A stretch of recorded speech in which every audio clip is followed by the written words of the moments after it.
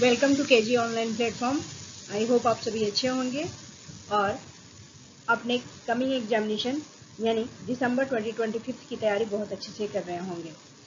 आज मैं बहुत ही एक इम्पॉर्टेंट टॉपिक और यूनिट लेके आई हूँ जो आपके कमिंग एग्जाम 2025 के लिए बहुत बहुत इम्पॉर्टेंट है। इससे हर साल यानी जब भी एग्जाम होते हैं, चाहे वो दिसंबर का हो या जून से हो, इस यूनिट से, इस टॉपिक से क्वेश्चन आते ही आते हैं। तो प्लीज़ पूरे वीडियो में बने रहिए, पूरे वीडियो को ध्यान से सुनिए और यदि कोई डाउट है तो आप उसको कमेंट बॉक्स में लिख सकते हैं। देन कोई क्वेरी है तो आप उसको भी पूछ सकते हैं। तो जो ये यूनिट है, यूनिट नंबर 2 है, सेल बायोलॉजी, और उसमें हम देखने जा रहे हैं कैंसर सेल। कैंसर सेल जो है हमेशा 2 या 3 क्वेश्चंस लेके आता ही आता है, चाहे पार्ट बी का हो या पार्ट सी का हो। तो आई होप ये जो सेशन है आपके लिए यूजफुल रहेगा। सो विदाउट वेस्टिंग टाइम आज का हम ये सेशन स्टार्ट करते हैं। Let's start. तो हम देखते हैं कि कैंसर जो है वो क्या है। That is the disease of uncontrol cell division. Disease of uncontrol cell division जो कैंसर है उसको हम क्या कहते हैं? The disease of uncontrol cell division. यानी किसी भी व्यक्ति में, किसी भी एनिमल में, किसी भी प्लांट में यदि कैंसर हुआ है तो उसके जो बॉडी के सेल हैं वो क्या करते हैं? बहुत ज़्यादा, बहुत फास्ट डिवाइड करते हैं या ग्रो करते हैं। So cancer is a fundamentally a genetic disease of somatic cell. ये सोमैटिक सेल में भी होता है और जेनेटिक सेल में भी होता है, जर्म सेल में भी होते हैं, देन बॉडी सेल में भी होता है। Characterise by uncontrol proliferation, loss of differentiation and invasion and metastasis. जो इसका बेसिक कैरेक्टरिस्टिक है किसका? कैंसर का। उसमें क्या होता है? अनकंट्रोल प्रोलिफरेशन होते हैं, डिफरेंशिएशन जो है आप बिल्कुल नहीं कर पाइएगा, इन्वेजन होता है और मेटास्टेसिस होता है। तो हॉलमार्क ऑफ कैंसर जो सेल साइकिल से रिलेटेड है। Then sustain proliferate signalling.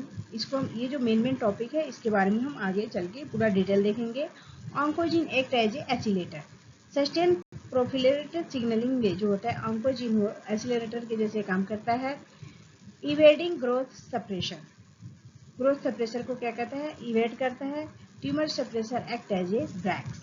Then resisting cell death यानी एपोप्टोसिस, अवॉइड सुसाइड सिग्नल।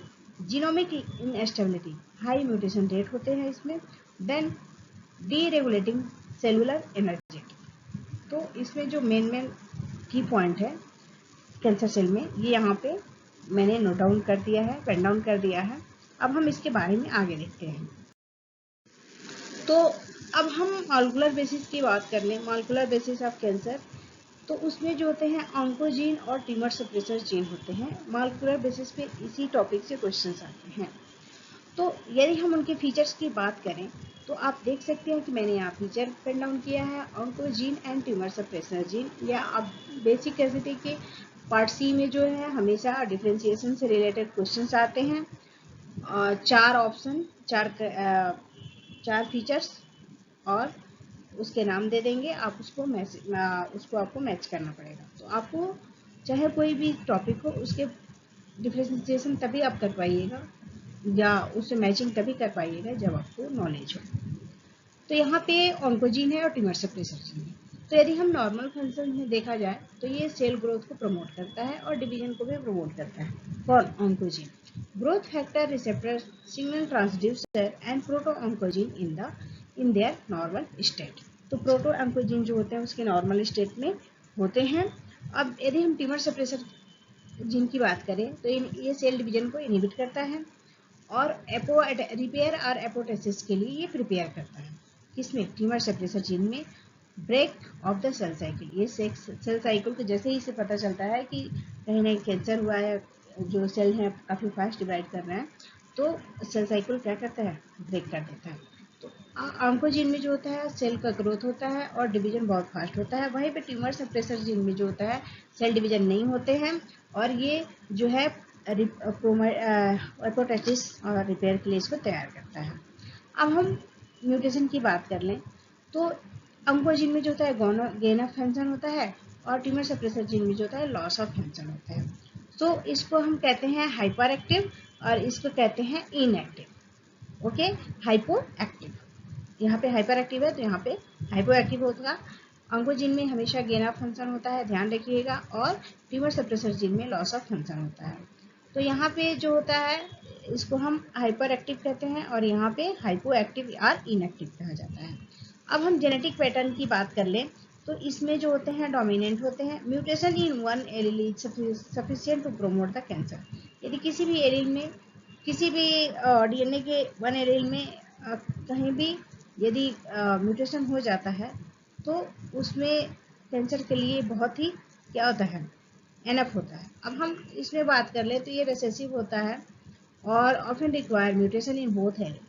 दोनों एलील में म्यूटेशन होगा तभी कैंसर सेल क्या होगा, यहाँ पे प्रोमोट होगा। लेकिन यहाँ पे यदि कहीं भी एक एलील खराब है तो वो कैंसर को बहुत जल्दी प्रोमोट करता है। तो इसीलिए ये डोमिनेंट होता है कौन, ऑन्कोजीन, और जो ट्यूमर सप्रेसर जीन है वो क्या होता है, रिसेसिव होता है।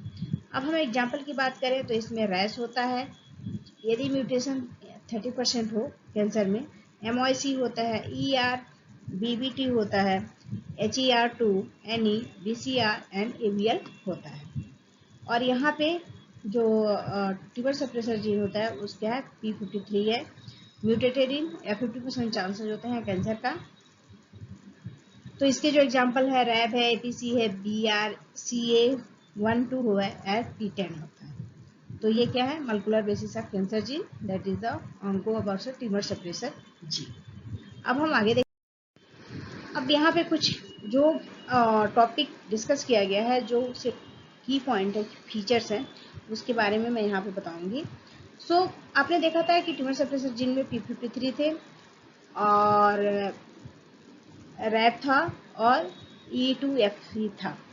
तो the most frequently mutated gene in human cancer, ये क्या है, P53 जो है ह्यूमन कैंसर में बहुत ज़्यादा पाया जाता है। लॉस ऑफ 53 फंक्शन मीन्स यदि P53 का लॉस ऑफ फंक्शन हो जाता है, गेन ऑफ फंक्शन, तो आपको पता है कि ऑन्कोजीन में होता है जबकि ट्यूमर सप्रेसर जीन में नहीं होता है।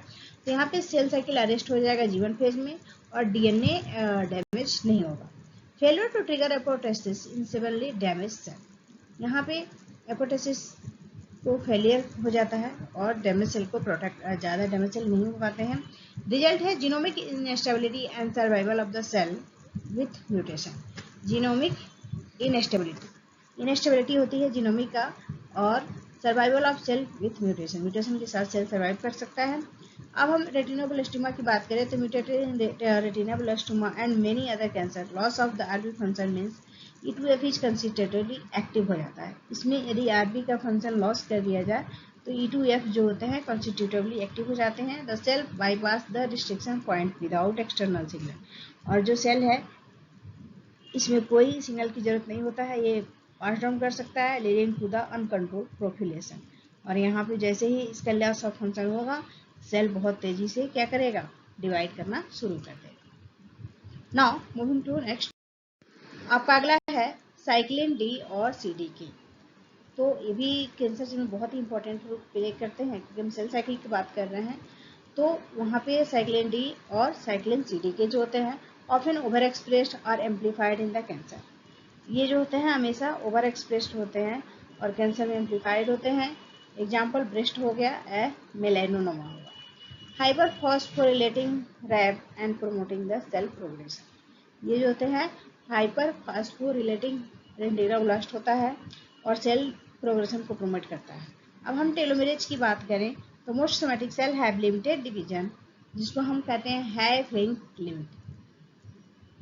टेलोमेरेज जो होता है हाई फ्लिक लिमिट होता है और ये due to the telomerase sorting cancer cell reactive telomerase, cancer cell जो होते हैं टेलोमेरेज को रिएक्टिव करते हैं allowing them to divide indefinitely, और जो होता है इंडिफिनिटली उसको क्या करता है, डिवाइड करता है और ये मोर्टेलिटी शो करता है क्योंकि इसमें डिवीजन बहुत फास्ट होता है, आप इसको रोक नहीं सकते। तो ये है टेलोमेरेज की इम्पोर्टेंस कैंसर सेल में। और आपने देखा कि साइक्लिन C और साइक्लिन D का क्या रोल है। अब हम नेक्स्ट पॉइंट देखते हैं। आपका अगला पॉइंट है साइक्लिंग फंक्शन हम यहाँ पे देख लेते हैं। सो G1 जो है डिसाइड करता है, G1 S जो है एंट्री का काम करता है, और S में जो है एडवांस प्रोटीन सिंथेसिस वगैरह होता है। M जो होता है ब्रेक डाउन का काम करता है, break down of for cycling DEAB। जब जैसे ही M फेज में पहुंचिएगा वहाँ पे जो है DEAB क्या होता है, ब्रेक डाउन होना शुरू हो जाता है। ये है साइक्लिंग फंक्शन। अब हम चेक पॉइंट की बात करें तो G1S is the environmental good, is में डैमेज ओके। यहाँ पे कह रहा है, क्वेश्चन पूछ रहा है is the environment is good, is में DNA ओके। यदि इन्वायरमेंट अच्छा है तो क्या DNA ओके होगा? ये कहाँ पता चलता है? G1 से पता चलता है। अब हम G2M की बात करें तो वाज में DNA copied perfectly, then MR all are my chromosome are linked to correctly. अब P53 आपको पता था कि लॉस ऑफ फंक्शन को शो कर रहा है, तो जो यहाँ पे DNA डैमेज करेगा, यदि DNA डैमेज होगा तो P53 जो है इसको आइडेंटिफाई करेगा, P53 आइडेंटिफाई करेगा, P21 को रेगुलेट करेगा, देन CDK इनहिबिटेशन जो होंगे वो स्टॉप हो जाएंगे। अब हम रेटिनोब्लास्टोमा में आकर बात करें तो इज द गेट कीपर, ये जो है गेट कीपर के जैसे काम करता है, और वहीं पे आपने P53 जो था क्या करता था, गार्डियन जैसे वर्क करता था। Growth signal cycling CDK4/6 RB phosphorylation E2F release G0 phase.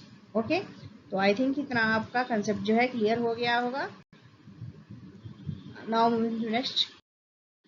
सो यदि वीडियो अच्छी लगे तो लाइक कीजिए, शेयर कीजिए, सब्सक्राइब कीजिए। आज मैं बहुत ही इंपॉर्टेंट यूनिट का वीडियो बनाई हूँ, तो होपफुली आपके लिए यूजफुल रहेगा, और आप इसका आनंद लेते रहिए। देन आपके साथ कोई डाउट है, कोई क्वेरी है तो आप मुझे कमेंट बॉक्स में पूछ सकते हैं, I will try to solve it. और यदि आपको PDF की ज़रूरत है तो आप उसको मैसेज कर दीजिएगा, मैं टेलीग्राम चैनल पे इसको डाल दूँगी। So thank you very much, thank you everyone, have a good day, take care.